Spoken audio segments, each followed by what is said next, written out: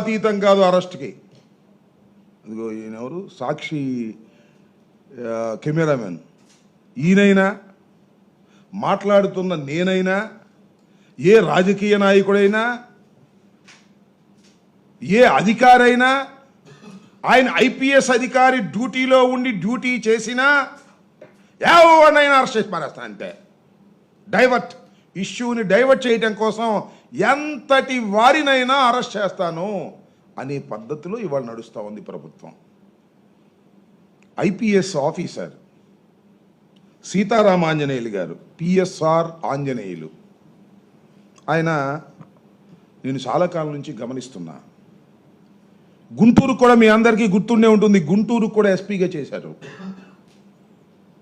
ఆ తర్వాత city police కమిషనర్గా విజయవాడ చేశారు.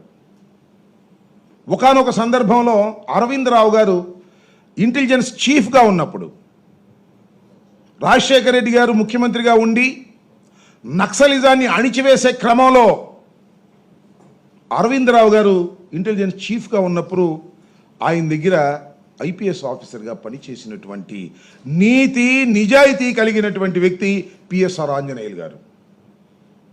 కష్టపడి ఐపీఎస్ను సాధించి కష్టపడి ప్రమోషన్ల మీద ఇవాళ డీజీ స్థాయికి వచ్చారు ఆయన. మొన్న డీజీపీ లిస్టులో కూడా ఆయన పేరు వెళ్ళింది. పరిస్థితులు బాగుంటే డీజీపీ కూడా అవ్వవలసినటువంటి వ్యక్తి ఇవాళ అరెస్ట్ చేశారు. ఇవాళ అరెస్ట్ చేసి తీసుకొస్తున్నారు. ఏమిటి దారుణం నేను అడుగుతా ఉన్నా. ఎందుకు అరెస్ట్ చేశారు? జత్వాని అనే ఒక మహిళని అరెస్ట్ చేశారని, కొట్టారనో తిట్టారనో ఏదో చేశారని కాదు, డ్యూటీలో ఉండి అరెస్ట్ చేశారని 3 అధికారుల మీద కేసు పెట్టారు. బాంబేలో